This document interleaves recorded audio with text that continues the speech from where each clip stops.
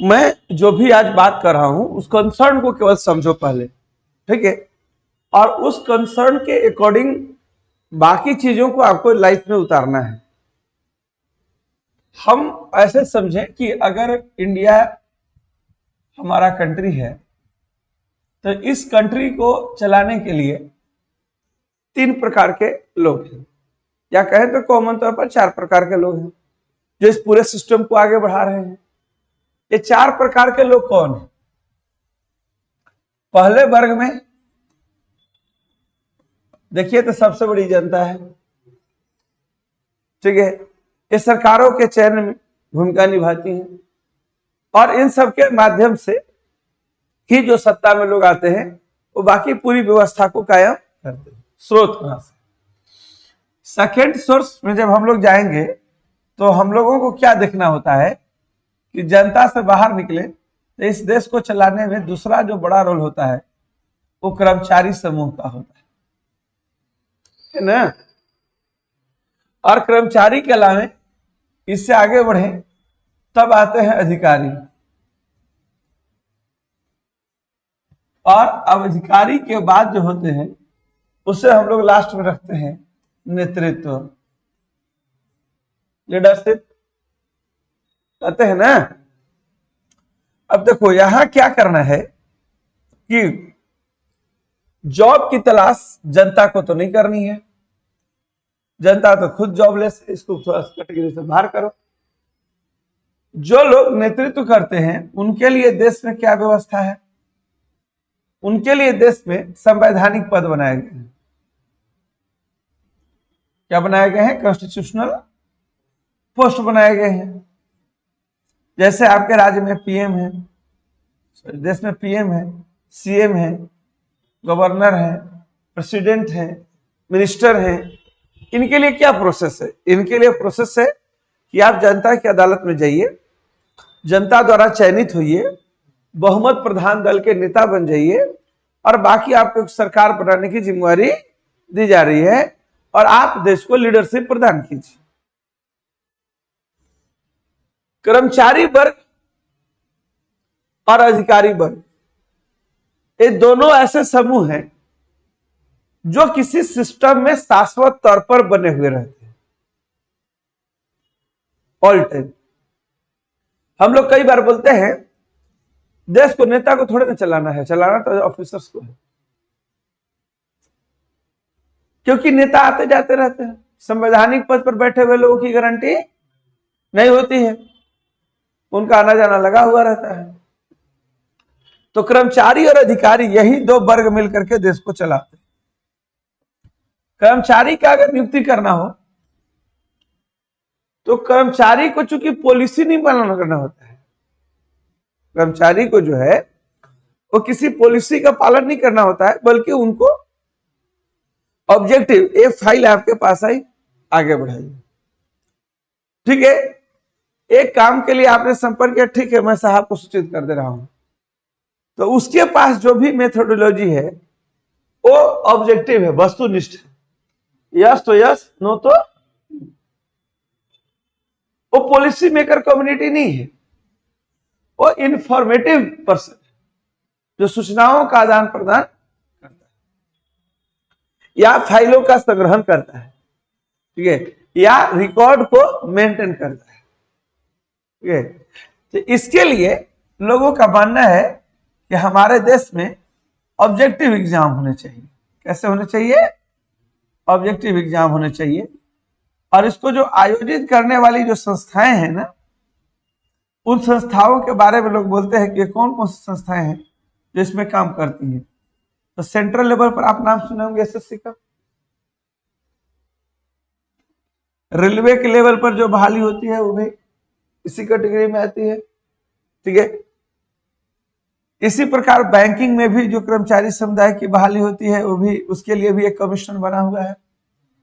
झारखंड जैसे स्टेट में इसको संचालित करने के लिए झारखंड कर्मचारी चयन आयोग जेएसएससी बना हुआ है। तो ये एक समुदाय जो है सो कर्मचारियों की नियुक्ति करता है। दूसरा हो गए अधिकारी,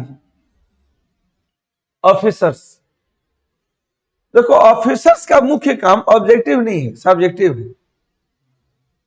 तुम प्लानर बना रहे हो। क्या बना रहे हो? तुम प्लानिंग कर रहे हो, ठीक है। यानी कोई भी योजना सरकार को है, आपसे आइडिया लेगी कि हम चाहते हैं कि अगर बड़े लेवल पर प्रधानमंत्री मीटिंग करते हैं, देखते हैं सारे अधिकारियों की टीम बुलाते हैं, वे बोलते हैं कि हमें लगता है कि एक मेरी योजना है कि हर घर में सबका बिजली बिल 0 हो जाए, इसके लिए सभी छतों पर सोलर पावर प्लांट लगाया जाना चाहिए, आप इसका प्रपोजल दीजिए कैसे बनेगा। इसके बाद वो अधिकारी आके होमवर्क करता है और वो एक बनाता है कि हमारे देश में इतनी जनता है, इतने सारे घर हैं, इतनी सारी रोशनी है, इतने सारे पावर प्लांट लगाने होंगे, इतने सारे बजट की जरूरत पड़ेगी, और इसकी इंप्लीमेंटेशन प्रक्रिया क्या होगी, इसकी मॉनिटरिंग प्रक्रिया क्या होगी, इसका सक्सेस रेट या ग्रोथ क्या हो सकता है। ऐसे सारी चीजों के ऊपर वो एक होमवर्क करते हैं। तो अधिकारी बहुत मजबूत स्तंभ होता है किसी भी देश के लोकतांत्रिक व्यवस्था को चलाने के लिए। जिस देश के ऑफिसर्स अच्छे होते हैं, वहां की गवर्नमेंट, वहां का परफॉर्मेंस, वहां का कार्य निष्पादन गतिविधि बाकी देशों की तुलना में क्या हो जाती है? ज्यादा हो जाती है। तो अधिकारी के लिए जो परीक्षा पद्धति अपनाई गई, उसमें रखा गया कि यह परीक्षा पद्धति जो होनी चाहिए वो कैसी होनी चाहिए? सब्जेक्टिव होनी चाहिए, ठीक है। और इसी क्रम में यहां पर रखा गया कि कुछ आयोग होंगे जो इस प्रकार के परीक्षाओं को आयोजित करने के लिए विशेषज्ञ हैं। सेंट्रल लेवल पर जाएं तो इसी आयोग का नाम है यूपीएससी। उसके बाद झारखंड लेवल पर जाएं तो उसी आयोग का नाम है जेपीएससी। बिहार में चले जाएं तो उसको हम लोग कहते हैं बीपी। मतलब ऐसे समझना है कि हर राज्य को कुछ ऑफिसर्स चाहिए, सेंट्रल गवर्नमेंट को भी कुछ ऑफिसर्स होने चाहिए, लेकिन सरकार ने अपने ऑफिसर को अपॉइंटमेंट करने के लिए भी एक स्पेशल कमीशन बना के रखा है। आखिर इतना बड़ा खर्च, इतना बड़ा मैकेनिज्म क्यों? ठीक है, हमारे राज्य में अगर सामान्य परीक्षाओं का आयोजन करना है तो अगर कर्मचारी चयन आयोग जैसी संस्थाएं हैं तो हम कर्मचारी चयन आयोग जैसी संस्थाओं के माध्यम से ही बाकी काम क्यों नहीं कर सकते हैं कि हमने उसके लिए अलग से अधिकारियों की नियुक्ति। कोई भी विद्यार्थी अगर अपने एग्जाम में इस चीज को समझ ले, ठीक है, तो आपका जीवन जो है ना अधिकारी बनने के अनुकूल हो जाए।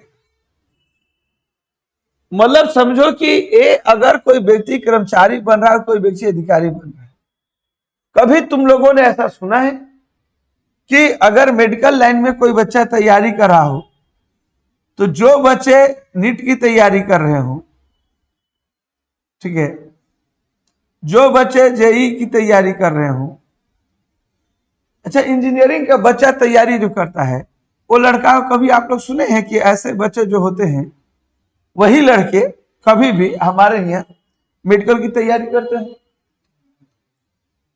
बताओ, इंजीनियरिंग और मेडिकल की तैयारी एक साथ हो सकती है? नहीं हो सकती है। इसी प्रकार कर्मचारी चयन आयोग और लोक सेवा आयोग दोनों की तैयारी कभी नहीं हो सकती है। अगर अपने आप को ऑफिसर बनाना चाहते हो तो आपको अपने लाइफ में फर्स्ट स्टेप यही उठाने हैं कि हम जेपीएससी की तैयारी कर रहे हैं कि हम जेएसएससी की तैयारी कर रहे हैं, ठीक है। और इस सेवा में जाने वाले 96 से 97% स्टूडेंट ऐसे हैं जो इन दोनों की तैयारी एक साथ करते हैं, ठीक है। उनको मौका मिलेगा तो कर्मचारी भी बनना चाहते हैं और उनको मौका मिलेगा तो वे अधिकारी भी बनना चाहते हैं। जबकि दो डिफरेंट सोच को कदापि हम लोग एक साथ लाके देखिए, ठीक है। तो पहली चीज, आप अपने लाइफ में आज जब क्लास में हम लोग बैठे हुए हैं तो तुम इस बात को गांठ बांधो कि मैं पैदा हुआ हूं, मैं मेहनत कर रहा हूं, तो मैं किस लिए मेहनत कर रहा हूं? अधिकारी बनने के लिए मेहनत कर रहा हूं कि कर्मचारी बनने के लिए मेहनत कर रहा हूं। इस चयन के बिना अगर ये तैयारी हो रही है तो इसमें सफलता की गुंजाइश 1% के बराबर है। ठीक है, आइए पहले चरण में आपने तय कर लिया कि हमें फ्यूचर में जाके क्या करना है, और उसमें अगर आपने तय किया कि मुझे ऑफिसर्स बनना है, मुझे अधिकारी बनना है, और इसलिए मुझे जेपीएससी या सेंट्रल लेवल पर हमें यूपीएससी की तैयारी करनी है।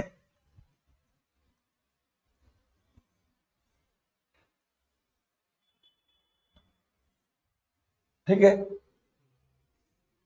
तो आपको एक चीज का नजरिया आप खड़ा करना होगा। क्या चीज?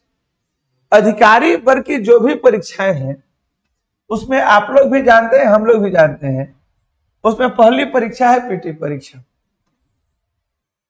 पीटी परीक्षा के बाद अगली परीक्षा क्या होती है? मुख्य परीक्षा। और मुख्य परीक्षा के बाद क्या होती है? इंटरव्यू।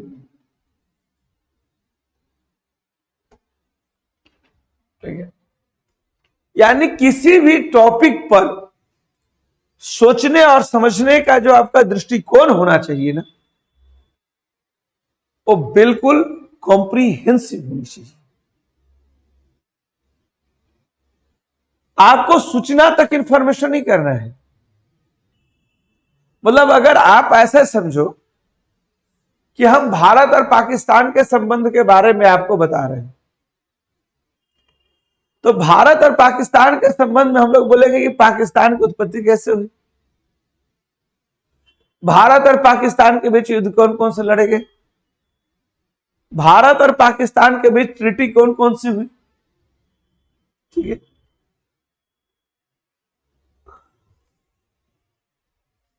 हिस्टोरिकल तौर पर भारत और पाकिस्तान के डाटा का संग्रह तो हम कर लिए, लेकिन मेंस और इंटरव्यू कहता है कि कॉल के गए इस डाटा को आपको व्याख्या भी करनी है, एक्सप्लेनेशन भी करनी है, और उसके आधार पर आपको इंटरव्यू भी देना है, प्रेजेंटेशन भी देना है। तो आप जो तथ्य कलेक्ट किए, इस तथ्य से क्या आइडिया जनरेट कर सकते हैं, और इस आइडिया को कैसे पब्लिक डोमेन में रख सकते हैं, ये चीजें सोचनी है। यानी जो टॉपिक आप पढ़ रहे हो वो टॉपिक केवल तथ्यों के संग्रहण के लिए नहीं है, थॉट कलेक्शन के लिए नहीं है, बल्कि वो आपको एनालिसिस के लिए मिले हैं, डिस्कशन के लिए मिले हैं, प्रोस्पेक्टिव्स के लिए मिले हैं, और एनालिसिस करके आपको उसके बेस पर एक नई पॉलिसी जनरेट करनी है। ठीक है, तो सोचने का जो तरीका है ना, वो आपका बिल्कुल एक दूसरे से अलग है। ठीक है, तो इस चीज को हमेशा ध्यान रखना है कि हम कोई टॉपिक पढ़ रहे हैं तो उस टॉपिक का, जो भी टॉपिक का स्टडी किया जाए, इस टॉपिक का ऑब्जेक्टिव्स क्या महत्व रखते हैं, उसके मेंस और पॉइंट से क्या महत्व रखते हैं, और उस पर क्या क्या चीजें एक्सप्लेन की जा सकती है उसके आधार पर। जैसे इसको ऐसे समझो, एक और एग्जांपल दें। भारत और पाकिस्तान के साथ जो हमारे संबंध हैं, अगर इन संबंधों के बेसिस पर, on the basis of story, ठीक है, अगर हम लोग एक्सप्लेन करके देखें तो दो तीन चीजें हमें वहां दिखाई देती हैं इंपॉर्टेंट तरीके से।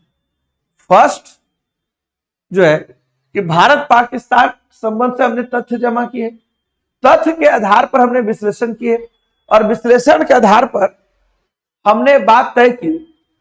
क्या तय की बताओ? विश्लेषण के आधार पर तय की कि हमें पाकिस्तान के साथ संबंध रखना चाहिए कि नहीं रखना चाहिए। वर्तमान मोदी सरकार कर रही है कि हम पाकिस्तान को जीरो मान के चल रहे हैं, हमें पाकिस्तान से कोई रिश्ता रखना ही नहीं है, ना हमें फायदे का रिश्ता रखना है, ना हमें नुकसान का रिश्ता रखना है, हमें ऐसी कोई एक्टिविटीज नहीं करनी है। हम इस निष्कर्ष पर कैसे पहुंचे? हम इस निष्कर्ष पर इस तरीके से पहुंचे कि पाकिस्तान के साथ हमने बार बार दोस्ती के हाथ बढ़ाए, फिर बीच में कुछ ऐसी समस्याएं हैं और इन समस्याओं के कारण फिर एक युद्ध की स्थिति है, और उस युद्ध में हमारी भी किरकिरी होती है, ठीक है, हमें भी सैनिक गंवाने पड़ते हैं। तो हम अपने बॉर्डर को सिक्योर करके क्यों ना किसी भी प्रकार की एक्टिविटीज को रोक लगा दें। एक फैक्ट कहां से आया? एनालिसिस करने से आया, पूरे हिस्ट्री के एक्सप्लेनेशन करने से आया। तो कोई व्यक्ति तो ये पॉलिसी बनाया होगा कि हम अगर भारत पाकिस्तान का संबंध चाहते हैं कि हमारा रिश्ता दूर दूर तक ना कायम रहे, हम चाहते हैं कि उससे मेरे ज्यादा रिश्ते न घनिष्ठ, तो इस पर निष्कर्ष पर पहुंचने के पीछे कुछ लोगों ने लॉजिक की होगी, कुछ लोगों ने इतिहास की व्याख्या की होगी, तब तो गवर्नमेंट एक पॉलिसी लेकर के आई। ठीक है, कश्मीर से आतंकवाद नहीं खत्म हो रहा है, कई लोगों ने डिफरेंट टाइप ऑफ स्टडी की। किसी ने कहा कि नहीं, धारा 370 के चलते कश्मीर को इतने पैसे मिल रहे हैं, उस पैसे को खाने के चलते ऑफिसर्स ही नहीं चाहते हैं कि वहां मिलिटेंस बंद। ठीक है, तो मेंस एनालिसिस है, तथ्यों का क्या है? एनालिसिस है। आप सिंधु घाटी सभ्यता में पढ़ो, कहां खुदाई हुआ, क्या मिला, ये आपका पीटी का फैक्ट्स है। लेकिन सिंधु घाटी सभ्यता से आज हम अपने शहरों को क्या दे सकते हैं? समकालीन तौर पर हमें सिंधु घाटी सभ्यता की विवेचना आज के शहरों के लिए क्या करनी चाहिए, ये एनालिटिकल पॉइंट। और मेंस परीक्षा में प्रत्येक टॉपिक का analytical point of view. Interview में क्या है, जो नॉलेज आपने गेन किया, उस नॉलेज में जब आप ऑफिसर बन के जा रहे हो तो आपको एक बड़ी कम्युनिटी को एड्रेस भी करना है। ठीक है, और खास करके एक ऐसी कम्युनिटी को एड्रेस करना है जो ऑलरेडी नॉलेज कंसर्न से बाहर है। बात को समझ रहे हो? मतलब ऐसे उदाहरण समझो कि सड़क पर एक दुर्घटना घटी है, किसी व्यक्ति की कैजुअलिटी हो गई है, डेथ हो गई है, 500 लोग सड़क को घेर करके बैठ गए हैं, उनके हाथ में पत्थर हैं, कुल्हाड़ी है, बहुत तरह के औजार हैं, और वे किसी की नहीं सुन रहे हैं। जाम हटाने की जिम्मेवारी लोकल यूनिट की है, लोकल यूनिट डिसीजन नहीं ले पा रही है, और खुद डीसी साहब को जाकर के ऐसे लोगों को एड्रेस करना है। आपको एक ऐसा पोस्ट दिया गया है जहां आपके साथ बिल गेट्स का अगर डेलीगेशन भी आ रहा है, अमेरिका के राष्ट्रपति का भी डेलीगेशन आ रहा है, तो उसके साथ भी टॉकिंग करनी है। और आपको एक अधिकारी के रूप में एक ऐसे काम की जिम्मा दी जाएगी जो सड़क पर एकदम बिना पढ़े लिखे लोग हैं, सिर्फ मारकाट की भाषा समझ रहे हैं, आपसे कोई बात नहीं करना चाहते हैं, उनको भी जाकर एड्रेस करना। तो आप में कम्युनिकेशन स्किल तो होना ना चाहिए। ठीक है, कि हम सभ्य से सभ्य लोग और समाज में पिछड़े से पिछड़े लोग दोनों के साथ किस प्रकार का कम्युनिकेशन करते हैं। इसीलिए इंटरव्यू बोर्ड को बड़ा मैजिकली बनाया जाता है। कई बार आपसे विद्वता के लेवल पर क्वेश्चन पूछे जाते हैं, कई बार आपके अपनी पर्सनल पोटेंशियल पर क्वेश्चन पूछी जाती है, तो कई बार इरिटेटिंग क्वेश्चन भी पूछी जाती है कि आप उसको देख करके कैसे झलाते हैं, क्योंकि आपके सिस्टम में इरिटेटिंग लोग भी हैं और सबसे सिविलाइज लोग भी हैं। तो आपका पहला ध्यान क्या होना चाहिए कि जो नॉलेज है वो कैसा होना चाहिए? कॉम्प्रिहेंसिव।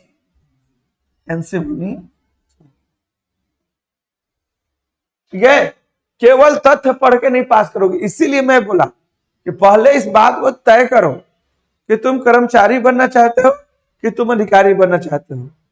अगर दोनों बनना चाहते हो तो तुम्हारा भविष्य कहीं नहीं है।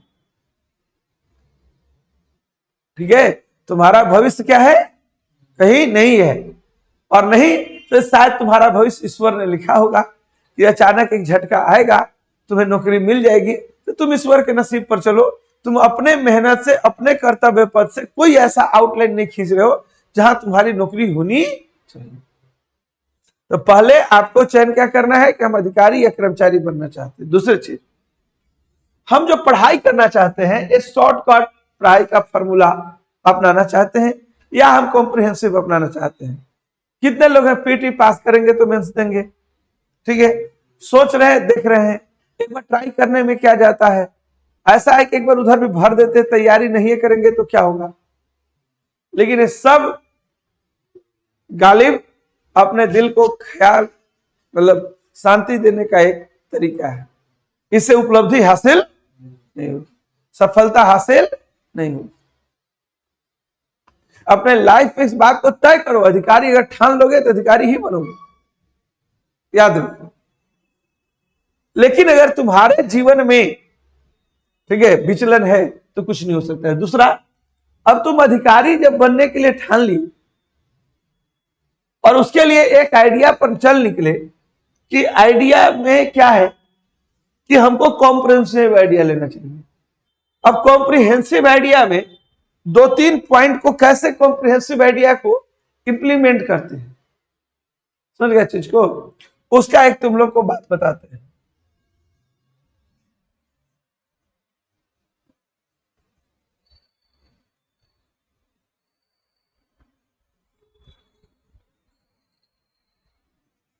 जब हम लोग किसी कॉम्प्रिहेंसिव आइडिया को एक्सेप्ट कर लेते हैं कि अब हमको स्टडी करना है, ठीक है, तो इस स्टडी में हमें क्या देखनी है, पहला चीज कि आपको तैयारी अगर सिविल की करनी है तो वैसे संस्थान में पढ़िए, अगर पढ़ना ही है तो वैसे संस्थान में पढ़िए जो पेशेवर सिविल के कोचिंग कराते।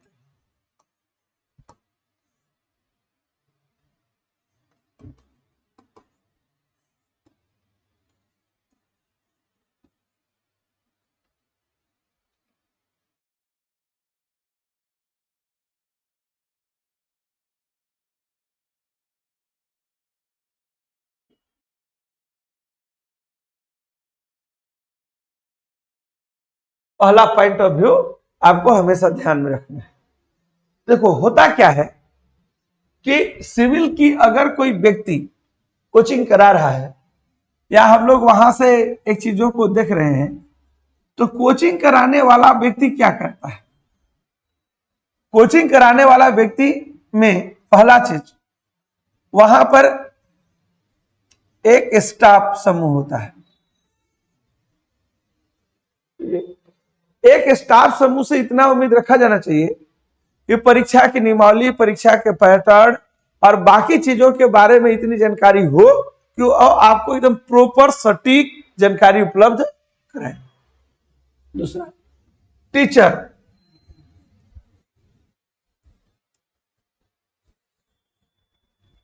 ठीक है, जो है वो यहां टीचर भी वही इसी स्किल के रखे जाते हैं जिनको कोई भी व्यक्ति, देखो सिविल का अगर बात करता है तो सिविल में क्या बोलते हैं, अगर मैं एक कोचिंग के डायरेक्टर के तौर पर अगर मेरे पास कोई विद्यार्थी आए और बोले कि सर मैं कुछ कोचिंग पूरा पढ़ाना चाहता हूं, तो हम बोले किस चीज में पढ़ाना चाहते हैं, सिविल सर्विस में पढ़ाना चाहते हैं, तो हम बोलते हैं मेंस लिखने का अनुभव है।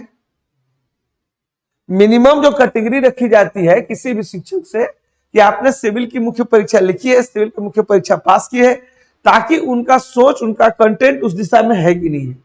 जब वो पता चलता है कि वो 1 बार 2 बार 3 बार इन चीजों को परिपक्वता देखे हैं, लिखे हैं, तो मान के चलो कि उनको 2-3 बार लिखने का अनुभव, तो उनको इतना तो आइडिया जरूर है कि हम पढ़ाना क्या है। मैं कोई बहुत बड़ी बड़ी बातें नहीं कर रहा हूं कि बहुत बड़े बड़े टीचर की बात नहीं कर रहा हूं कि कौन किस स्तर पर है, क्या है, नहीं है, बट इतना तो तय है कि जो काम आप करके आए हो उस काम के बारे में आपके पास कुछ बेसिक अनुभव तो होंगे। तो कोई भी टीचर किसी एग्जाम को जब पढ़ाएगा, लिखा होगा, तो वो जो पढ़ाने आएगा तो उसको पता होगा कि मैंने अपने पीरियड में देखा है कि यहाँ से किस टाइप के प्रश्न पूछे जाते हैं। तो कोई भी टॉपिक जब वो पढ़ाने जाएंगे तो आइडिया उनके दिमाग से नहीं जाता है, वो आइडिया आपके साथ रिप्रेजेंट शेयर करते हैं, ठीक है। तो यहाँ शिक्षक भी पेशेवर दिखे जाते हैं। कोचिंग को चलाने के लिए थर्ड जो चीज होती है उसको हम लोग कहते हैं कंटेंट, ठीक है। आप इसको स्टडी मटेरियल भी कह सकते हैं। आपको नहीं पता चलेगा कि पीटी पॉइंट से लिखी गई किताब का क्या इंपॉर्टेंस है और जनरल कंप्यूटर से लिखी गई किताब का क्या इंपॉर्टेंस है, और जो लोग अधिकारी वर्ग में जाना चाहते हैं, जो सिविल के प्रोस्पेक्टिव से ध्यान में रख करके जिनके लिए किताबें लिखी गई हैं, उनकी किताबों के फैक्ट कलेक्शन के तरीके बिल्कुल अलग। आप इस पॉइंट को ऐसे समझो, ठीक है। आप 2 मैगजीन मार्केट में लेने के लिए जाते हो। एक मैगजीन क्या होता है, प्रतियोगिता दर्पण का होता है, उसमें सूचनाओं को डाला जाता है। बीच में उन लोग क्या करते हैं कि कोई ऐसा मैगजीन में किसी सब्जेक्टिव पॉइंट पर भी चर्चा करते हैं, लेकिन जब वे सब्जेक्टिव पॉइंट की चर्चा करते हैं ना, तो उसको भी ऑब्जेक्टिव बना देते हैं। चर्चा में क्यों है, आगे की राह क्या है, नहीं समझे, और उसको भी पॉइंट वाइज लिखते हैं। क्यों? क्योंकि वो मैगजीन ने पेशेवर दृष्टिकोण अपनाया है कि हमें उस क्लास को एड्रेस करना है जो क्लास कर्मचारी बनना चाहता है। लेकिन यही जब आप क्रॉनिकल जैसी मैगजीन को पकड़ लीजिए, ठीक है, तो उसका मैगजीन ऑब्जेक्टिव में भी सब्जेक्टिव पैटर्न को डाले हुए रहता है। कभी 2 मैगजीन को सामने रखो और दोनों को अलग अलग करके देखो। इसी प्रकार कोई नोट्स में जब हम लोग बोले ना कि कंटेंट क्या होता है, कंटेंट में पहला आता है कि फैक्ट का चयन, जो हम लोग फैक्ट लाते हैं उसका चयन कैसे करते हैं, ठीक है। फिर उसका अप्रोच क्या रखते हैं, ठीक है, मतलब विषय को किस प्रकार से, टॉपिक को किस प्रकार से आगे बढ़ाना है। थर्ड है क्वेश्चन सिलेक्शन, उसमें जो आपको एग्जाम्पल दिए जाते हैं टेस्टोग्राफ के लिए, वो किस प्रकार के दिए जाते हैं, समझ गए चीज को। तो ये सब पर कंटेंट निर्भर करता है।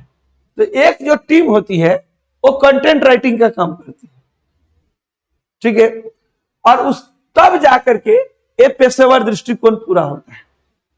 चाहे वो स्टाफ का बिहेवियर हो, चाहे वो टीचर का हो, या फिर वो कंटेंट से रिलेटेड चीजें हो, यही 3 चीजें तो आप कोचिंग में लेने के लिए आते हैं, ठीक है।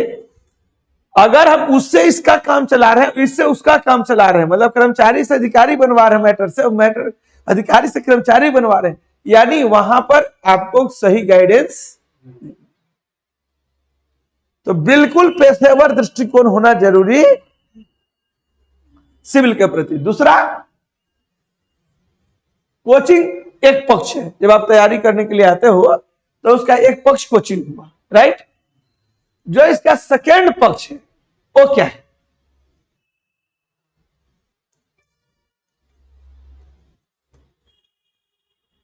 स्टूडेंट।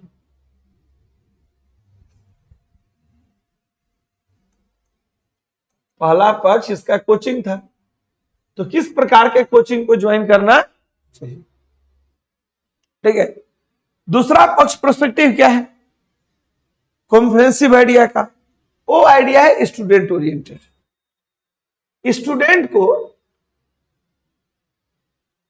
अगर अधिकारी बन रहे हैं तो उसके लिए उसे क्या क्या चीजें अपने लाइफ में हर हाल में उतारनी है, ठीक है। मैं आज जो बात बोल रहा हूं वो 100% फैक्ट बात बोल रहा हूं। ये बातें आपके जीवन के लिए बेहद उपयोगी है। स्टूडेंट कॉर्नर से तो सबसे बड़ा चीज क्या है कि स्टूडेंट को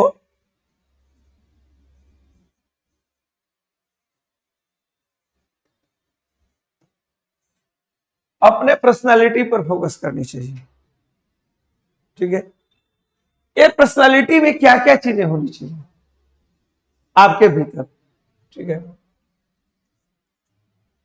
पहला जो सबसे इंपॉर्टेंट चीज है,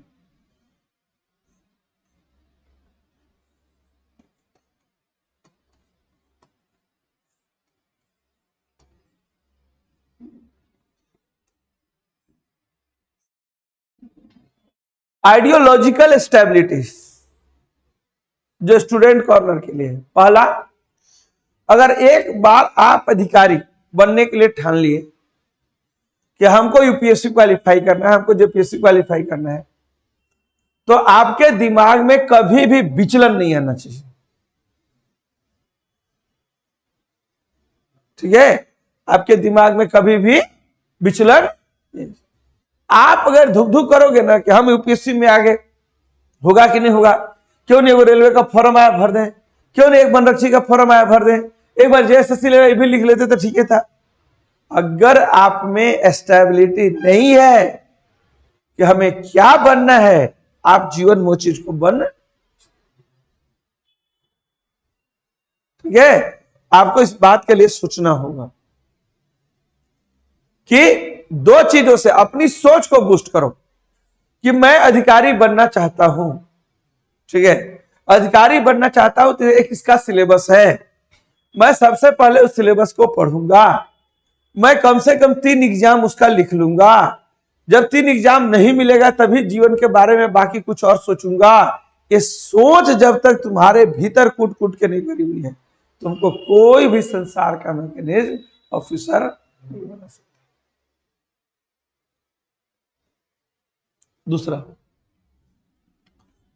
पर्सनालिटी में एक चीज तो हम लोग ये लेकर क्या है, दूसरा चीज क्या है,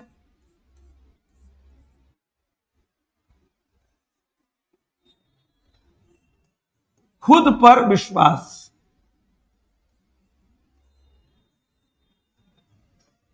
90% लड़के जो सिविल में पढ़ते हैं वो ट्राई मारने के लिए आते हैं, वे खुद कॉन्फिडेंट नहीं होते हैं कि हम निकाल लेंगे। पहले आपको अपने पर विश्वास करना होगा कि मैं पढ़ूंगा और मैं पीसीएस पास करूंगा और मुझ में कैपेबिलिटी है, मैं पैदा हुआ हूं इसीलिए मैं अपने करूंगा, जीवन में तो सिर्फ यही करूंगा, नहीं तो कुछ नहीं करूंगा।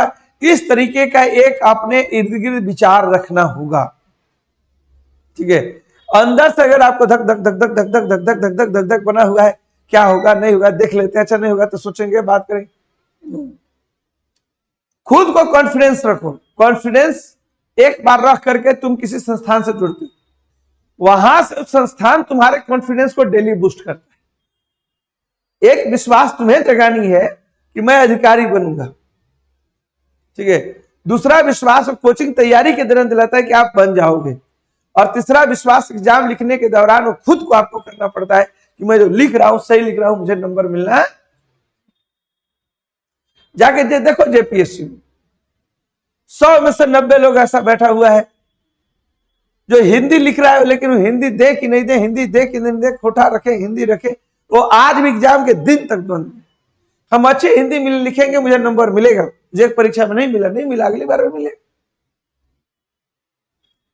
लेकिन सिस्टम के अनुसार अपने आप को मत बनाओ, अपना कॉन्क्रीट आइडिया से चलो कि मुझे इस विषय में अच्छी पकड़ है, मैं इस विषय का परीक्षा परिणाम खुद से लिखने में सक्षम हूं और मैं इस परीक्षा परिणाम को अवश्य ही लिख डालूंगा। That is the confidence. बहुत जरूरी चीज है स्टूडेंट के लिए, ठीक है। थर्ड चीज,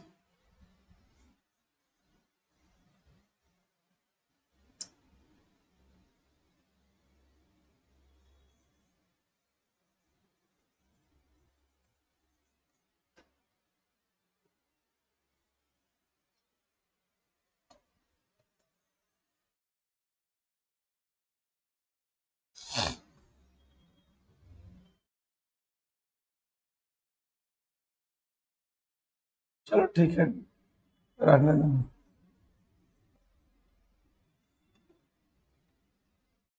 इसको कॉम्प्रिहेंसिव तौर पर हम लोग कह सकते हैं कि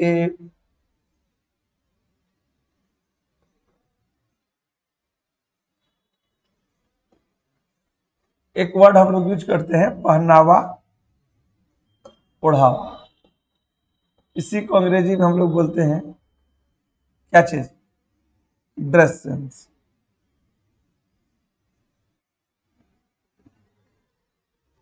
तुमको आत्मविश्वास कब आएगा, ठीक है, जब आपको एक डेली रूटीन कंसर्न ठीक ठाक होना चाहिए।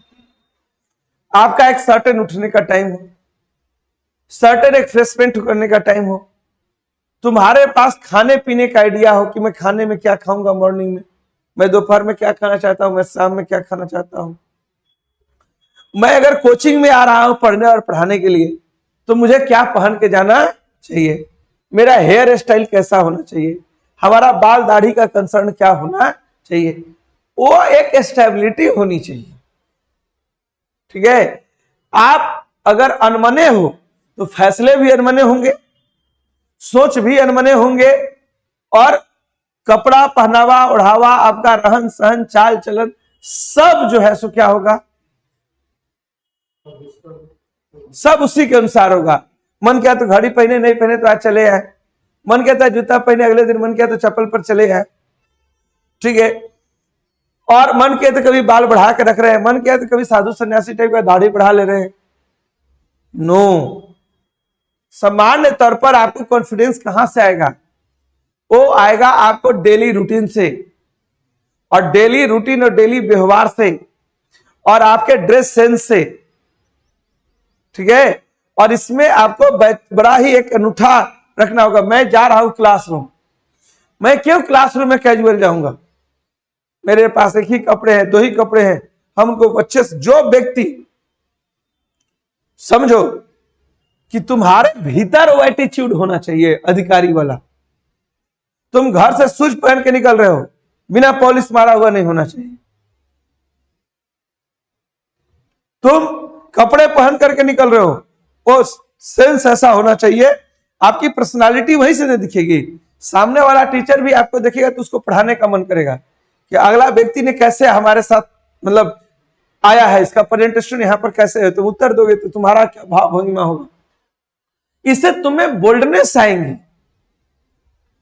तुम किसी भी धर्म के मानने वाले हो, सुबह उठो, टाइम से फ्रेशमेंट हो, टाइम से नहाओ धोआओ, और नहाने धोने के बाद, ठीक है, अपना एक अच्छा सा ड्रेसअप हो, और ड्रेसअप कर करके तब संस्थान की ओर आप मूवमेंट करो। देखो तुम्हारा कॉन्फिडेंस कितना बड़ा।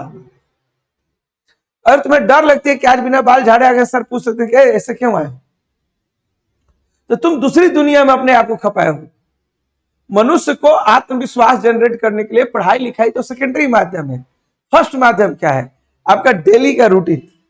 फर्स्ट जरिया क्या है? आपके रहने सहने के तरीके। बहुत सारे ऐसे लोग हैं उनके पास 2 ही कपड़े हैं, लेकिन उसको कितने अच्छे से धुलाई करके, आयरन करके,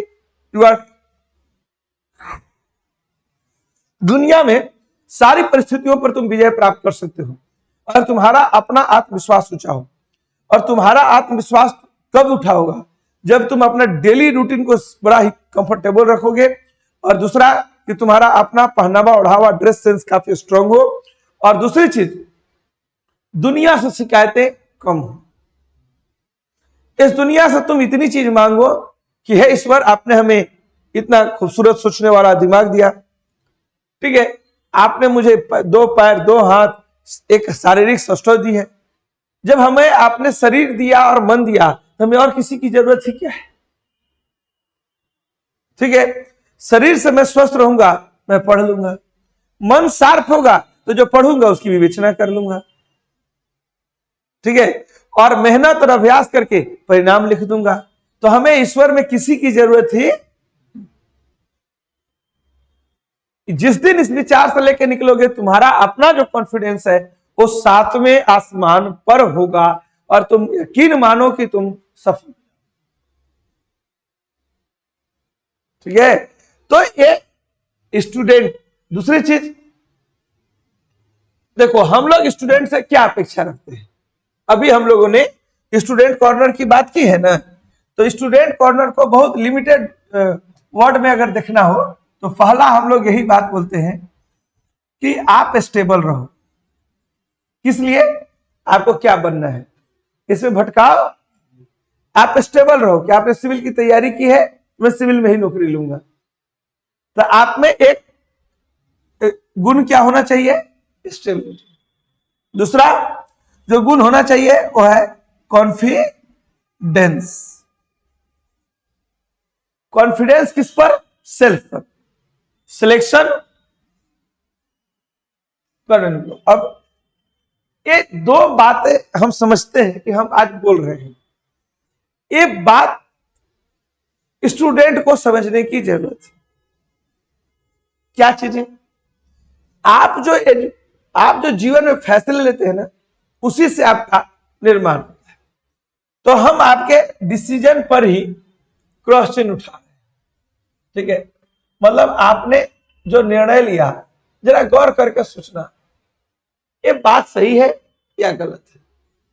ठीक, पहली चीज डिसीजन मेकिंग। आपके पास ऑप्शन मिला था कि कोचिंग का चयन करें। अभी हमने आपका इस प्रश्न का उत्तर दे दिया है। आपको अगर मान लो सक्सेस होना है, आपको एक गाइडेंस की तो जरूरत है। तो पहला चीज, जाओ कोचिंग का चयन करने के लिए तो किस आधार पर चयन करो। तो हमने आपको बताया कि उसमें जो मूल फार्मूला होता है कि उनका कितना प्रोफेशनल एटीट्यूड है, ठीक है। दूसरा, इस कोचिंग का रिजल्ट क्या है, ठीक है। थर्ड, एक्सपीरियंस, कुछ दिन समय बिताने के बाद आपको वहां पर क्या लगा, ठीक है। अब प्री हो गया। सेकेंड में आई मेथड। पढ़ाई कराने का भी दो मेथड। एक मेथड को हम लोग बोलते हैं ऑनलाइन और दूसरा को बोलते हैं ऑफलाइन, ठीक है। यकीन मानो, सिविल के मैं किसी भी विद्यार्थी को बोलता हूं कि जब आप पहली बार तैयारी करने के लिए आए होते तो आपके पास दो रास्ते नहीं हैं, केवल एक ही रास्ता है और वो रास्ता है ऑफलाइन, ठीक है। ऑनलाइन आपके एजुकेशन के लिए सहायक हो सकता है, लेकिन ऑनलाइन आपका माध्यम नहीं हो सकता है। मार्केट में जो चीजें आ रही, मैं भी ऑनलाइन चलाता हूं, दुनिया में हर एक व्यक्ति ऑनलाइन कंसर्ट को चलाता है, लेकिन एक बार जब कॉम्प्रिहेंसिव तैयारी, पीटी में इंटरव्यू के पॉइंट ऑफ व्यू से टोटल सिलेबस को जब आप घूम रहे हो, टोटल सिलेबस में जब आप पढ़ने के लिए जा रहे हो कॉम्प्रिहेंसिव तौर पर, तो मैक्सिमम कोशिश करनी चाहिए कि हमें एजुकेशन कैसे लेनी है, ऑफलाइन लेनी है। क्यों? देखो, ऑनलाइन में हम लोग क्या कर सकते हैं, ऑब्जेक्टिव एग्जाम के लिए मैं भी बेनिफिशियरी हो भी सकती हूँ। सब्जेक्टिव में जहां डेली आपको लिखना चाहिए, आपके कॉपी को चेकिंग होनी चाहिए कि आप क्या परफॉर्मेंस दे रहे हो, आपको इवैल्यूएशन होनी चाहिए, आपके साथ सामने बैठ के डिस्कशन होनी चाहिए, ठीक है। तो जो डिमांड है ना सिविल सर्विसेज का, चाहे वो सोचने के तरीके में हो, लिखने के तरीके में हो, इंटरव्यू बोर्ड के तरीके में हो, पढ़ाई के तरीके में हो, वो ये बात को अलाउ नहीं करता है कि आप इस एजुकेशन को ऑनलाइन मोड में। एक बार कॉम्प्रिहेंसिव तरीके से पढ़ लो, पढ़ने के बाद एग्जाम में बैठने लगो, वहां से कभी लगे कि मेरा ये सेगमेंट कमजोर है, तो ऑनलाइन आपका पूरक हो सकता है, सप्लीमेंट्री हो सकता है, बट ये एजुकेशन का कभी भी बेस नहीं होने वाला, ठीक है। मैं एक शिक्षक के तौर पर ही बात बोल रहा हूं। मेरे यहाँ भी लोग जितना ऑनलाइन पढ़ते हैं, ज्यादातर ऑनलाइन ही पढ़ते हैं और ऑफलाइन पढ़ते हैं। लोग बोले कि सर अपने बिजनेस पर ही कुल्हाड़ी मार रहे हैं, लेकिन बिजनेस की बात मैं नहीं कर रहा हूं, मैं बात सिस्टम की कर रहा हूं। इसीलिए कभी भी निर्णय लेने के लिए जाओ तो कोशिश करो कि जब हम फर्स्ट टाइम तैयारी में लगे हुए हैं तो हमें ऑफलाइन मेथड को ही अंतिम विकल्प के तौर पर देखना या सर्वोत्तम विकल्प के तौर पर हमें देखनी चाहिए। तीसरा, फ्री फी, फ्री डिस्काउंट, ऑफर,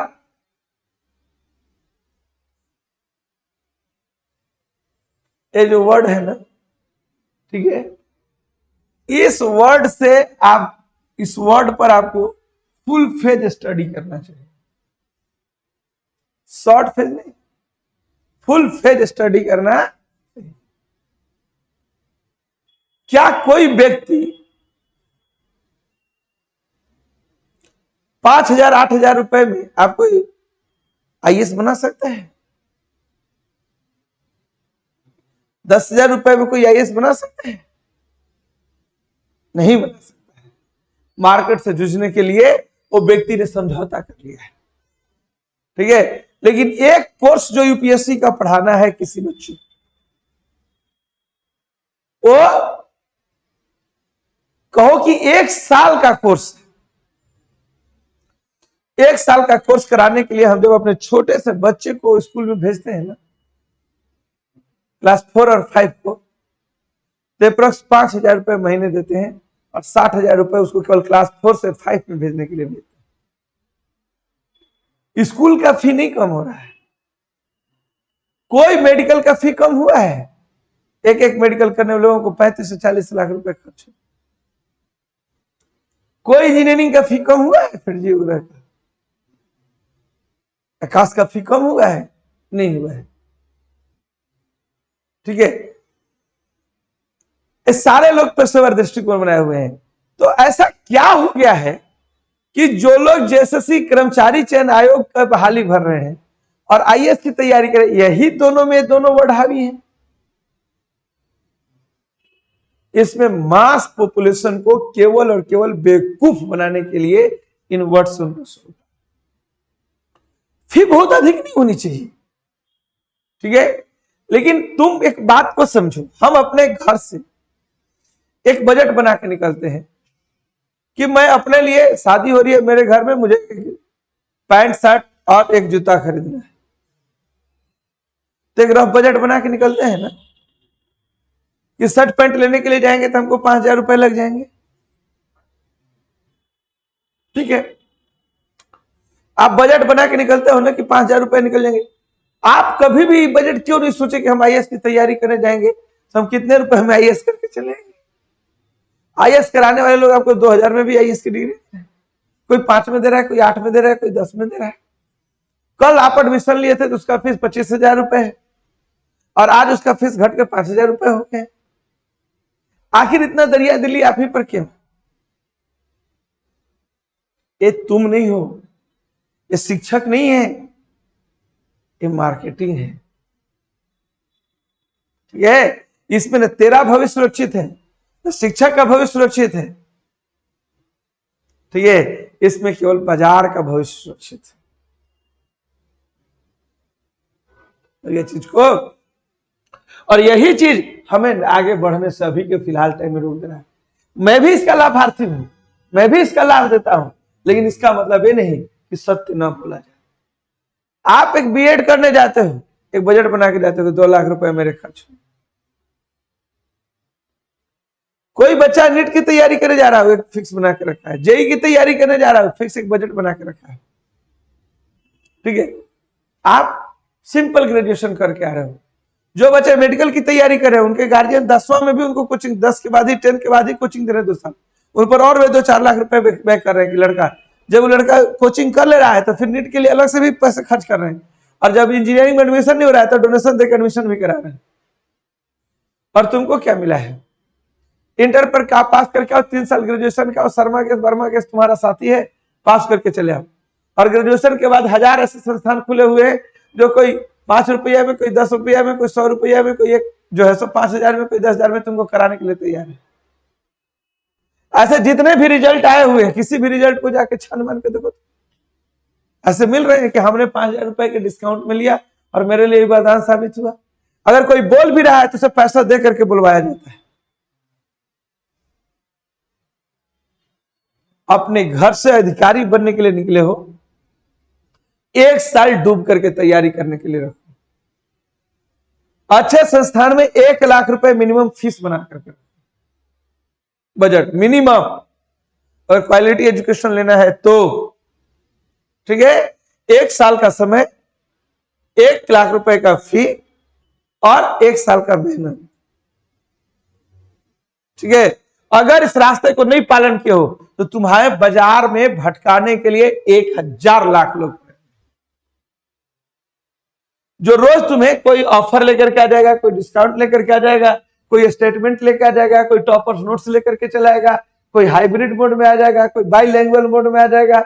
मतलब इसमें इतने सारे मार्केटिंग के इफेक्ट आ गए हैं कि जितना देश में कलर नहीं बना हुआ है ना, कलर का जितना फ्यूजन नहीं हो सकता है, उससे ज्यादा तुम्हारे दिमाग के कलरिंग करने के लिए इसमें प्रावधान और प्रोविजन लिखे हुए हैं। कोई आ जाएगा कि मैं अधिकारी बन के आपको पढ़ा रहा हूं, कोई आएगा कि हम बड़े से स्कूल के ब्रांड एम्बेसडर बन करके आपको पढ़ाने के लिए आया हूं, कोई बन के आया कि मैं नया नया संघर्ष करके आपके साथ पढ़ाने के लिए आया हूं। नीर छीर विवेक पहचान का जो भी जितना रास्ता है वो अपने इनिशियल फेज में लगाओ, ठीक है। अब तुम लोग को हम ये भी बात बताएंगे कि अगर इन चीजों पर तुम विजय प्राप्त कर लिए, अगर ये चीजें तुम्हारे कंसर्न में चली गई, तो तुमको कभी कोई सेटिंग करने की जरूरत नहीं पड़ेगी। जो एग्जाम में सेटिंग करा करके जो लोग 10 लाख रुपए दे करके जा रहे हैं कि हमको जाना है, अगर वो 1 लाख रुपए ईमानदारी से 1 साल का मेहनत और 1 लाख रुपए का एक अच्छा धन व्यय किए हुए हैं, तो उसमें इतनी एबिलिटी होगी कि 5 सीट भी अगर फ्रेश बहाली होगी तो मैं जो है सो जेपीएससी, बीपीएससी और नहीं होगा तो छत्तीसगढ़ कहीं भी जाकर के सिलेक्शन करा के ले आऊंगा।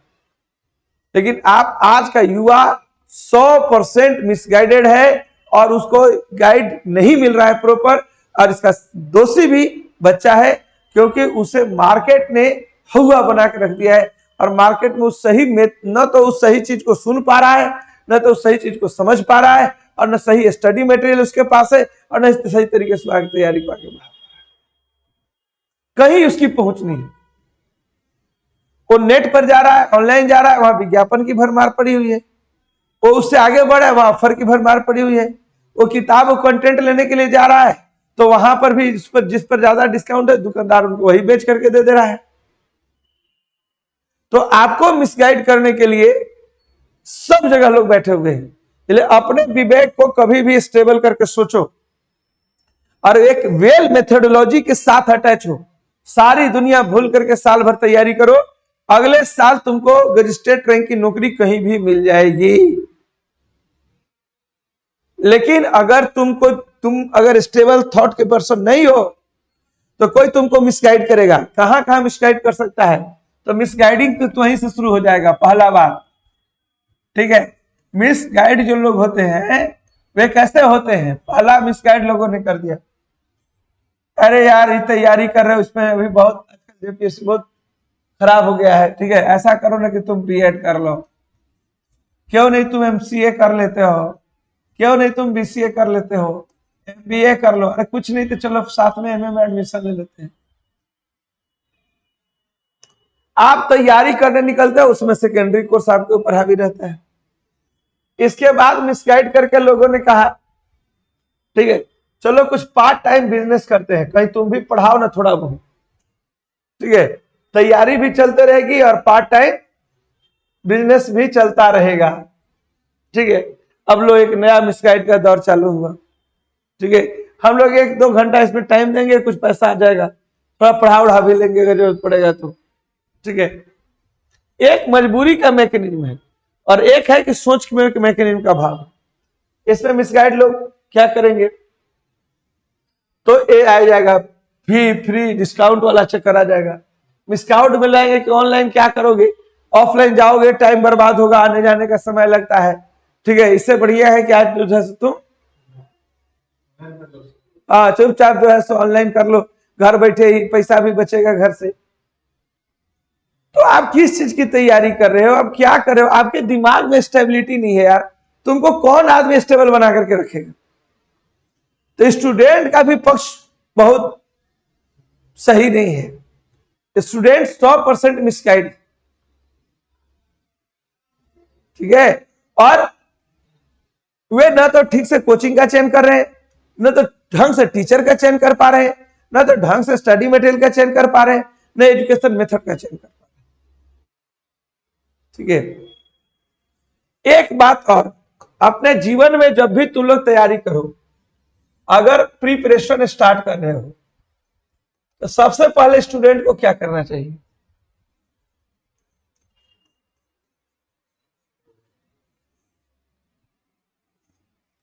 हम लोग के पास यूपीएससी की तैयारी करने वाले कई नंबर ऑफ स्टूडेंट आते हैं मैक्सिमम। किसी से मैं पूछ दूं कि आप हमें सिलेबस के बारे में पूरी जानकारी दे दीजिए, बहुत बिरले स्टूडेंट मिलेंगे जो सिलेबस के बारे में जानकारी देने में सक्षम नहीं मिलेंगे। ठीक है, अभी तुम लोग आए हो ना, मैं पूछूं कि यूपीएससी का सिलेबस हमको थोड़ा सा डेप्थ में बता दो, नहीं बता। तो पहली जो मिसाल वाली चीजें जो है जो आपके लाइफ में है, वो चीजें क्या है आप कभी गौर करके सोचे हो? ठीक है, कि मैं जिस चीज की तैयारी करने जा रहा हूं, आप पैंट शर्ट लेने के लिए जाते हो तो पूरा देख लेते हो कि रिबॉक पर कौन सा जूता आया है नया, इस पर कौन सा जूता है, कौन सा टी शर्ट आया, कौन कंपनी में कैसा डिजाइन है, किसका बैनर है, आप तो बहुत सोच समझ करके जाते हो, 10 प्रकार देखते हो तब लेते हो उसे, फिर उसे फिटिंग नापते हो। लेकिन ये प्रक्रिया क्या आप इसमें अपनाते हो? तो किसी भी स्टूडेंट को सबसे पहले लाइन बाय लाइन सिलेबस याद करना चाहिए। मैं ये बात क्यों कर रहा हूं? क्योंकि सिलेबस से मेंटेलिटी पैदा होती है। हमारे आसपास में जो कुछ भी हो रहा है, ठीक ना, वो सब यूपीएससी के सिलेबस का पार्ट है। इसका एजुकेशनल यूटिलाइजेशन कैसे करना है, ये सोचने वाली हम लोगों के लिए बात है। समझ गया बात को? जैसे मान लो अभी एक कंसर्न है, आप शराब, रास्ते में गए, किसी आदमी को शराब पीते हुए देखे, उसने कुछ बातें बोली, लोग उसकी पिटाई कुटाई कर रहे हैं, आपको लग रहा है सड़क की घटना है, लेकिन मद्यपान निषेध आपका एक टॉपिक भी है। आप उसे क्या लर्न कर रहे हो? हम बोलते हैं ना कि अगर सिलेबस तक तेरा रीच होगा ना, तो कोई भी चीज तुम कहीं जैसे अखबार निकालो, अरे ये आर्टिकल दिया, ये तो यूपीएससी में भी टॉपिक है, तो तुम उसको, तुम्हारी सिंसियरिटी बढ़ जाएगी, उसको पढ़ लेते हैं। होगा कि नहीं होगा? ठीक है। इसी प्रकार कोई आदमी, दो लोग खड़ा होकर चाय दुकान पर डिस्कशन कर रहे हैं, तुमको लगा अरे करप्शन भी बड़ा अच्छा, लोग टॉपिक पर बात कर रहा है, तो तुम मतलब जैसे समझो कि आजकल गूगल में भी तुम जिस चीज को 2 बार सर्च कर देते हो, तो उससे रिलेटेड चीजें तुमको ब्लिंक करके दिखाता है ना, दिखाता है कि नहीं दिखाता है? ठीक है। तो वैसे ही तुमको अपने पाठ्यक्रम और सिलेबस के बारे में पता होगा, तो तुम कहीं भी टीवी पर प्रोग्राम देखोगे, अचानक रेडियो पर भी कोई गाना सुन रहे हो, कोई व्यक्ति आया और कालिदास के बारे में बताने लगा कि ऐसे ऐसे व्यक्ति थे, बोला रही थी हिस्ट्री में पढ़ना ही है, तो बड़ा अच्छा टॉपिक है, तो तुम वहां सुनोगे। दुनिया की हर एक चीज तुम्हारे लिए यूटिलाइज लगने लगेगी। जंगल में जाओगे तो आप देखोगे कि वन्य जीव अभ्यारण्य में क्या दिक्कत है, क्या समस्याएं आ रही हैं। ठीक है, सिलेबस तक रीच हो जाएगा। टीवी पर न्यूज सुनने लगोगे, बोले ये तो बड़ा अच्छा टॉपिक दे रहा है, ये तो एग्जाम में भी हम लोगों को पूछेगा, यूसीसी पर बात कर रहा है। तो जब तक आपके पास सिलेबस नहीं है, तब तक अपने आसपास की दुनिया बसा ऐसे लोगों का वातावरण नहीं ढूंढ पाओगी,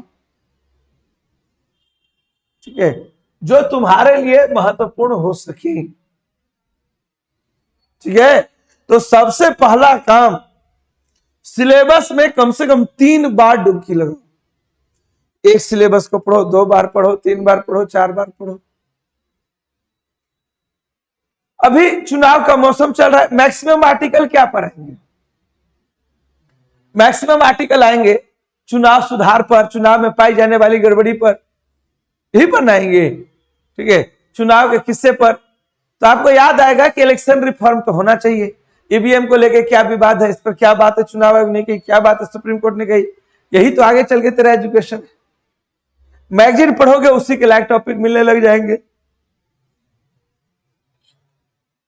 ठीक है, तो तुमको हर जगह दुनिया में ऐसे कंटेंट मिलेंगे जो कंटेंट तुम्हारे लक्ष्य की ओर तुम्हें लेकर के, लेकिन उसके प्रति तुम में अट्रैक्शन कब पैदा होगा? अट्रैक्शन तब पैदा होगा जब तुम अपने सिलेबस को बार बार रीड कर लोगे।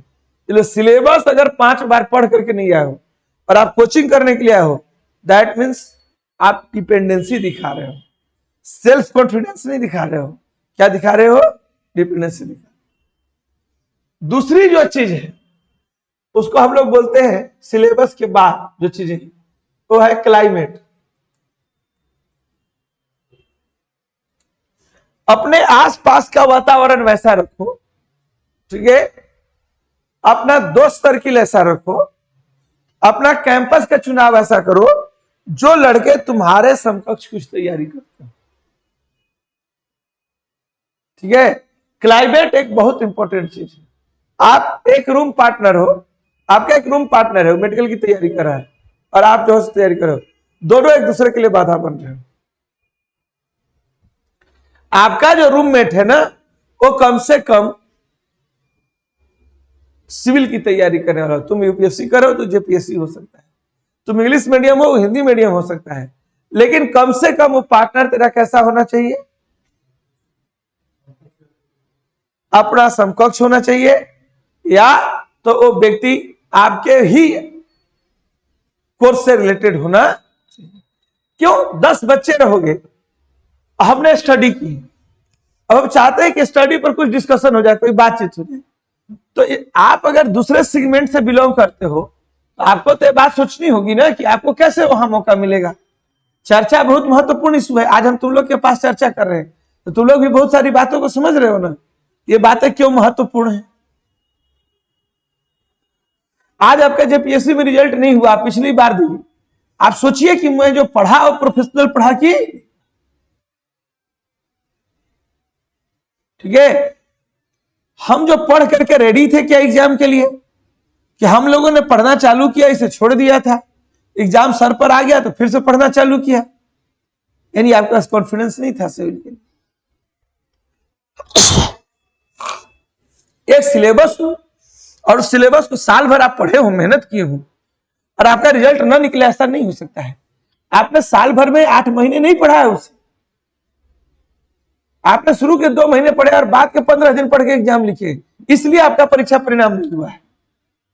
कभी जाके आत्मावलोकन करो इन सब चीजों को लेकर, ठीक है। तो एक अच्छे क्लाइमेट में रहिए, अच्छा ड्रेस सेंस में रखिए, अच्छा रूटीन में रहो, ठीक है। बोल्डनेस लाने के लिए बहुत सारी चीजें हैं, हम अपने लाइफ स्टाइल में चेंज लाते हैं बोल्डनेस लाने के लिए, और लाना चाहिए हम। हमारा लाइफ स्टाइल में 3 चीजें आती हैं। लाइफ स्टाइल में एक सेंस से डेली का रूटीन क्लियर होना चाहिए। सेकेंड, हमारा रूटीन जो भोजन है वो बहुत क्लियर होना चाहिए, और हम क्या चीज का प्रिपरेशन करें वो हमारा क्लियर होना चाहिए। तीनों चीजें मिलेंगी तब एक आदर्श व्यक्तित्व का निर्माण होगा। और जब तक तुम अपने से कॉन्फिडेंस नहीं होगी तब तक तुम्हारी कैचिंग पावर नहीं आएगी, जो हम बता रहे हैं उसको नहीं समझ पाओगे, और उसको नहीं समझ पाओगे तुम्हारा दिन व्यर्थ। धीरे धीरे सिलेबस भार बन जाएगा और एक दिन तुमको परिणाम से अलग कर देगा, फिर तुम्हें बिखराव पैदा करेगा। तो जब तक से आपके पास एक बहुत स्ट्रांग कंसर्न नहीं है यूपीएससी का, तब तक जेपीएससी का, तब तक आप सिविल सेवक नहीं बन सकते। वैचारिक स्थिरता, स्टेबिलिटी सब कुछ होनी चाहिए, ठीक है। तो ऐसा कुछ बातें थी जो हम आपके साथ, अब देखो सवाल यह है कि पीटी परीक्षा को पास करने का तरीका क्या है।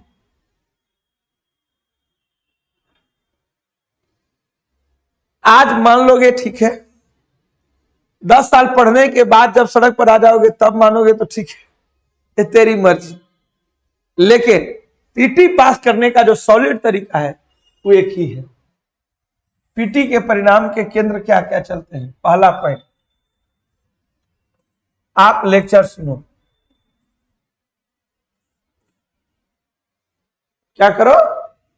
लेक्चर सुनो। लेक्चर क्यों सुनना चाहिए? क्योंकि जीएस एक अनंत सागर है। एक एक टॉपिक के ऊपर लोग 2-2 साल बैठ के पीएचडी करते हैं जीएस। आप समझ रहे हो? इसीलिए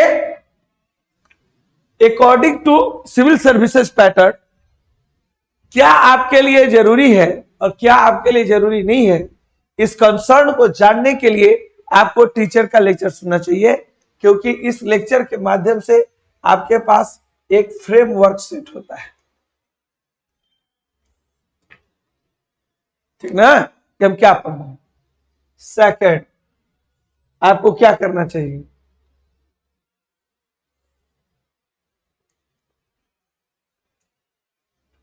अपने पास एक स्टडी मटेरियल्स रखना चाहिए। क्या रखना चाहिए? एक स्टडी मटेरियल रखना चाहिए, और ये स्टडी मटेरियल बार बार रिपीट करना चाहिए। एक कहावत है, ठीक है, 1000 अलग अलग बुक पढ़ने से लाख गुना अच्छा होता है कि एक बुक को 1000 बार पढ़ लीजिए। एक अच्छा कंटेंट तक अपनी रीच रखिए और वहां पर जा करके जो है सो उसको बार बार पढ़िए। Third, previous year question bank, ठीक ना, प्रीवियस ईयर क्वेश्चन बैंक, ये क्या है?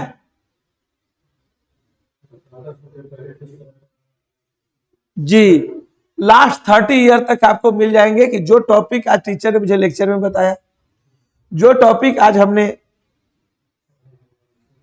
ठीक है, पढ़ा, और इसके ऊपर हमने जो क्वेश्चन बनाया वो सब एक दूसरे से मिलते जुलते थे कि,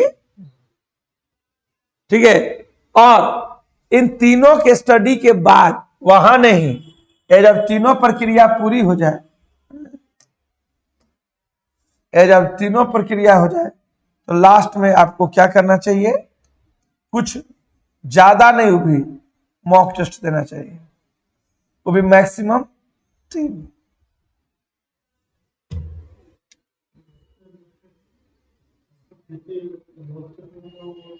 सॉरी, मॉक टेस्ट बोल रहे हैं, मॉडल टेस्ट।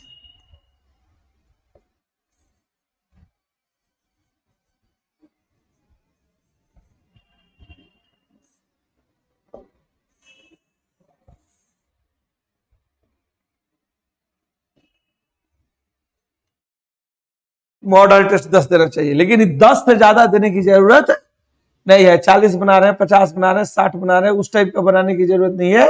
आप इस फॉर्मेट को फॉलो अप करो, ठीक है। पीटी की परीक्षा कितना हो, यूपीएससी क्यों न हो, एक बार में निकलेगा, ठीक है। लेकिन पीटी पास करने का तरीका यही है, मेंस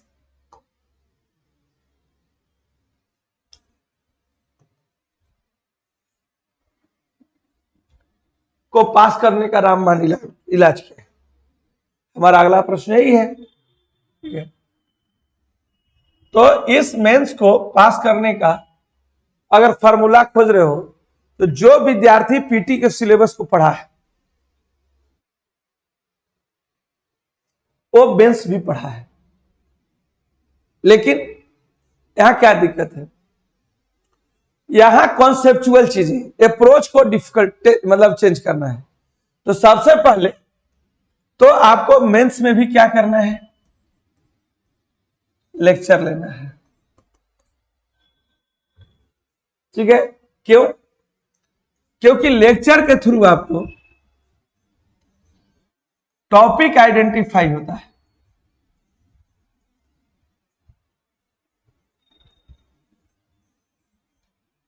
मैं बोल रहा हूं, इसका मतलब क्या हुआ? टॉपिक आइडेंटिफाई करने का मतलब क्या हुआ?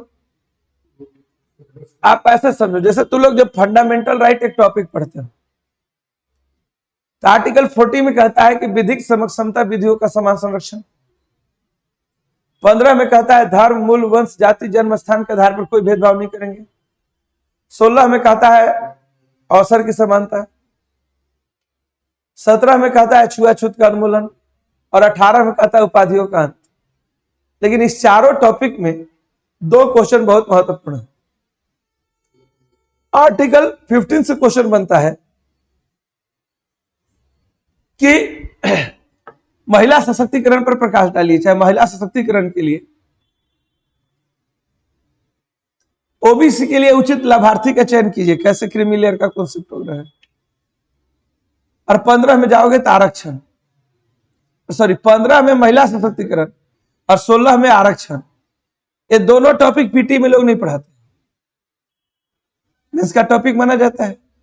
तो फंडामेंटल राइट में ही 19 में जाओगे तो अभिव्यक्ति की आजादी, इस अभी पूरे देश में बात चल रही है कि अभिव्यक्ति की आजादी बंद कर दी गई, संविधान बदल दिया जाएगा, लोगों को बोलने नहीं दिया जा रहा है, मीडिया को दबाया जा रहा है, इलेक्ट्रॉनिक मीडिया बिक गई है, प्रिंट मीडिया बिक गई है, ये सारी चीजें लिखते हो ना,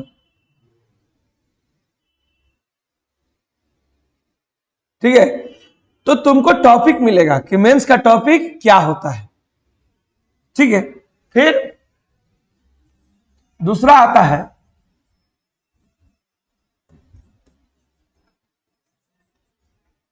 राइटिंग मेथोडोलॉजी।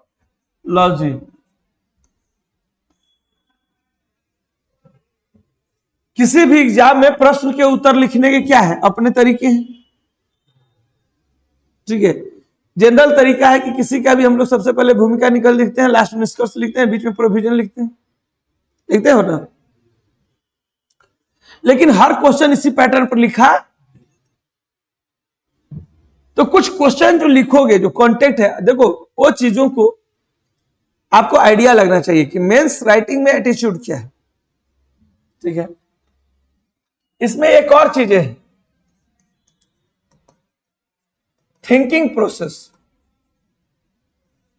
किसी भी उत्तर के बारे में आपका सोचने का दृष्टिकोण क्या है। यूपीएससी में जाओगे, एथिक्स में दे दिया, अगर तुम डॉक्टर बने हो, कोई केस स्टडी दे देगा, तो तुम किस चीज को कैसे सोचते हो, थिंकिंग प्रोसेस को इंप्लीमेंट करना होता है। एंड लास्ट जो है, जो इसमें है, वो क्या है, प्ले विथ वर्ड।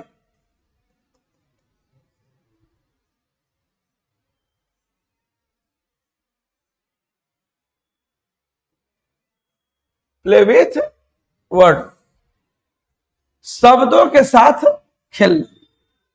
हम डेली लाइफ पे 300-400 वर्ड ही यूज करते हैं। कुछ लोग आंसर लिखते हैं, देखते हैं लोग बोलते हैं एकदम धारा प्रवाह लिखा हुआ है। अखबार की भाषा सरल होती है, वहां तक मेरा रिच होता है। ये सारी चीजें क्यों लिखी हुई बता सकते हैं? इसलिए लिखी गई है क्योंकि लोगों ने लिखते लिखते अपनी भाषा पर पकड़ बना ली, अपने शब्दों पर पकड़ बना ली।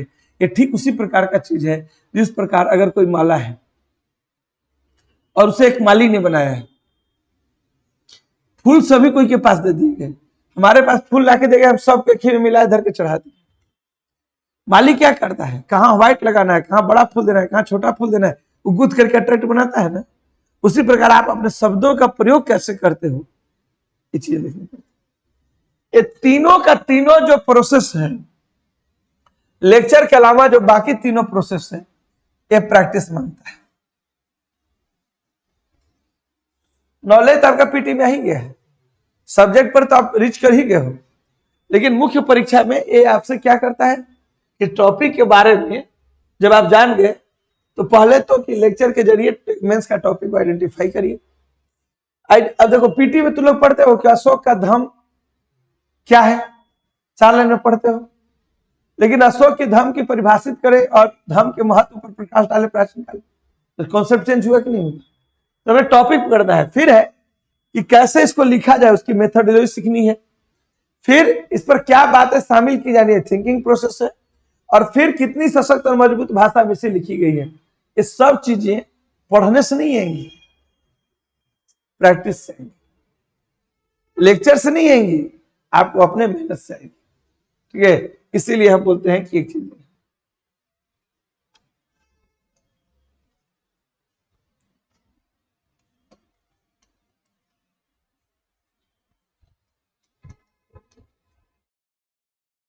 इंटरव्यू,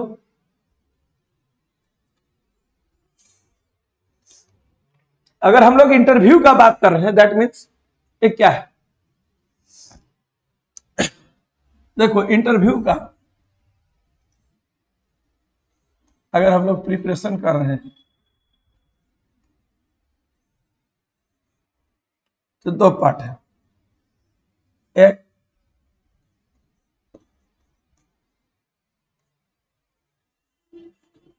नॉलेज एंड सेकेंड, बताओ जी,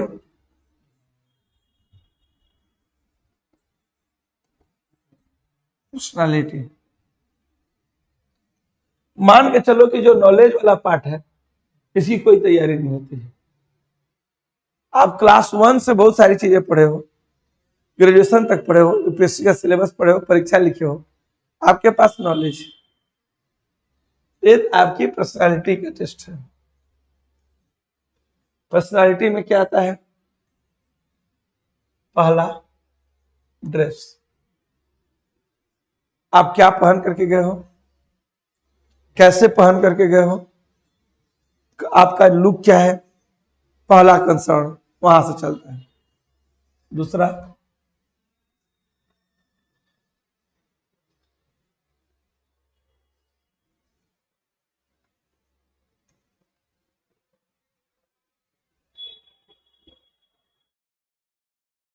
कह सकते हो इसको नम्रता। ठीक है। तीसरा रिएक्शन।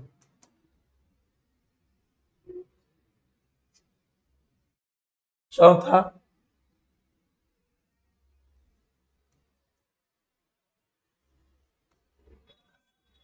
कॉन्सेप्ट। ठीक है। ड्रेस फर्स्ट लुक है, आपको प्लेस तो वही दे रहा है। नम्रता, नम्रता होता है कि एक शिष्टाचार के साथ है बैठे, किसी की बात को ध्यान से सुनना नम्रता है। ठीक है। और सहजता पूर्वक प्रश्न को लेना नम्रता है। रिएक्शन, अगर आपको प्रश्न का उत्तर आ रहा है तो बहुत खुश हो जाना, अगर नहीं आ रहा है तो अपने आप को चिड़चिड़ापन में दिखाना, फ्रस्ट्रेट दिखाना। अगर कोई बात से सहमति हो तो पैर डुलाने लगना, हिलाने लगना, बॉडी हिलने डुलना, एकदम ठीक बोल रहे हैं सर, आप तो मेरा तारीफ कर रहे हैं।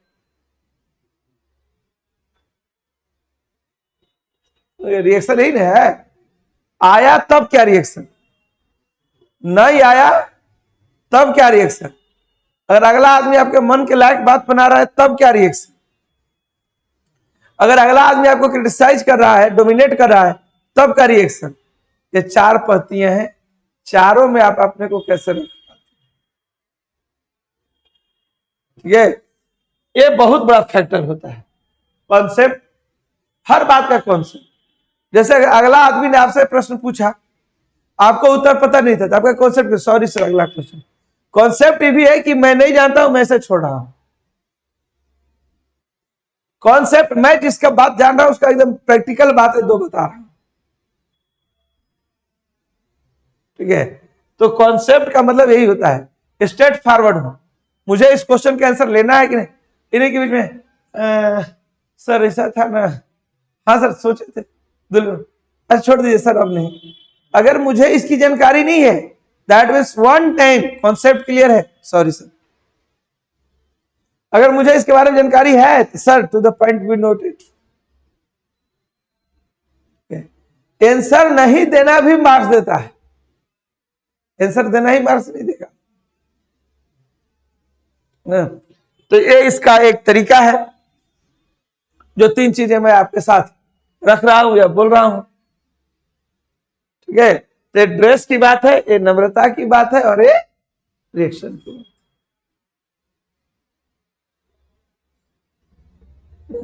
यही इंटरव्यू होता है। नॉलेज का क्या टेस्ट लोगे, तुम इतना पढ़ कर क्या, कोई आदमी कहीं से कुछ भी पूछ लेगा, अखबार में कह रहा है, देश दुनिया में कह रहा है, टीवी कौन देख कर का है, जो दिमाग में आएगा सब पूछेंगे। आपको इस पर रिजल्ट लेना है, पर्सनालिटी पर रिजल्ट लेना है वो पर्सनालिटी टेस्ट। ठीक है। कि आपकी ड्रेस सेंस कैसी है, आप कितना आसानी से चीजों को अडॉप्ट करते हैं, सुनते हैं, उसके ऊपर विचार करते हैं, सहज रहते हैं। रिएक्शन, आया तो कैसा, नहीं आया तो कैसा, अटपटा आया तो कैसा। ठीक है। कॉन्सेप्ट, स्ट्रेट फॉरवर्ड आंसरिंग करनी है, नहीं करनी है तो तथ्य से करनी है, ऑब्जेक्टिव आंसर देना है, छोटा आंसर देना है, यही फैक्ट्स। पीटी, मेंस और इंटरव्यू, पहले सिलेबस तक रीच करो। मतलब मैंने एक स्टेप बताए हैं, अगर किसी को भी अपने लाइफ में आईएएस बनना है या बड़ा गोल को अचीव करना है, तो उसके जीवन के लिए जर्नी शुरू होती है कि पहले वो तय करे कि उसे अधिकारी बनना है। सिर्फ और सिर्फ क्या करना है, अधिकारी बनना है, ये तय करना है। जब वो अधिकारी बनने की ठान ले तो उसे पता होना चाहिए कि हम जिस परीक्षा में लिखने के लिए जा रहे हैं, यह परीक्षा ऑब्जेक्टिव नहीं होगी, सब्जेक्टिव होगी। पूरी तरीके से हमें कॉम्प्रिहेंसिव तैयारी करनी है, हमें तथ्यों तक केवल रीच नहीं करनी है। आफ्टर दिस उसे यह बात तय करनी है कि अगर उसकी ओर सफलता लेनी है तो चूंकि सिलेबस इतना गहराई है कि कोचिंग का सिलेक्शन होना चाहिए, लेकिन कोचिंग के सिलेक्शन में वो पेशेवर दृष्टिकोण अपनाएगा, वहां के टीचर, वहां के कंटेंट किस प्रकार के हैं उसको समझेगा, साथ में इस बात के लिए रहेगा कि मैं बीच में कोई भी रूट डाइवर्ट नहीं करूंगा, केवल यूपीएससी का ही तैयारी करूंगा। स्टेबिलिटी विद्यार्थी के भीतर रहनी चाहिए, कॉन्फिडेंस रहना चाहिए कि हम इस एग्जाम को निकाल ही लेंगे, और उसी के अनुसार ड्रेस सेंस और थॉट भी जनरेट होना चाहिए। अगर आप इतनी बातें समझ लिए हो तो आपको डिसीजन लेना होगा। डिसीजन की मैं जा रहा हूं तो कितना हूं रास्ते में भटका हुआ है। गौतम बुद्ध को ज्ञान लेना था, लोगों ने उनको तरह तरह के मायाजाल दिखाए, लेकिन वो किसी भटकाव में नहीं गए, तब वे महान सन्यासी बने। तो उसी प्रकार अधिकारी बनना हो तो सोच लो कि मेरे लिए दुनिया में अच्छी अपॉर्चुनिटी कोई मायने नहीं रखती है, अच्छा कोर्स कोई मायने नहीं रखता है, फीस का ऑफर बहुत सारा आ रहा है मेरे पास, कोई मायने नहीं रखता है, एजुकेशन मेथोडोलॉजी का बहुत सारे ऑफर आ रहे हैं हमारे लिए, कोई मायने नहीं रखता है। यानी हमें अपना थिंक प्रोसेस बिल्ड करके ही डिसीजन लेना है। ठीक है, उसके बाद आती है कि हम अपना सिलेबस को मोर देन 3 टाइम्स एकदम अकेले में बैठ करके कम से कम 25 घंटे तक इसको स्टडी करें। फिर आता है कि पीटी परीक्षा पास कैसे करनी है, तो पहले लेक्चरर लो, फिर स्टडी मटेरियल अच्छे से रखो, और फिर प्रीवियस ईयर का क्वेश्चन बैंक बनाओ, लास्ट मॉडल सेट सॉल्व करो। नेक्स्ट प्रिपरेशन मेंस में जाओगे करने के लिए, तो मेंस के लिए हमारे पास लेक्चर के थ्रू टॉपिक सिलेक्शन करो, टॉपिक के ऊपर राइटिंग मेथोडोलॉजी को समझो, थिंकिंग प्रोसेस को इंप्लीमेंट करो, एंड लास्टली जो है प्ले विथ वर्ड, अपने शब्दों को अच्छे से लिखने सीखो। इंटरव्यू के लिए नॉलेज को साइड रखो, लेकिन बाकी चीजें मैंने जो बताई है कि ड्रेस सेंस क्लियर होना चाहिए, रिएक्शन पर कंट्रोल होना चाहिए, और कॉन्सेप्ट क्लियर होना चाहिए, तब तुम जाके यूपीएससी में ज्वाइन कर सकते हो, और कोई रास्ता नथिंग।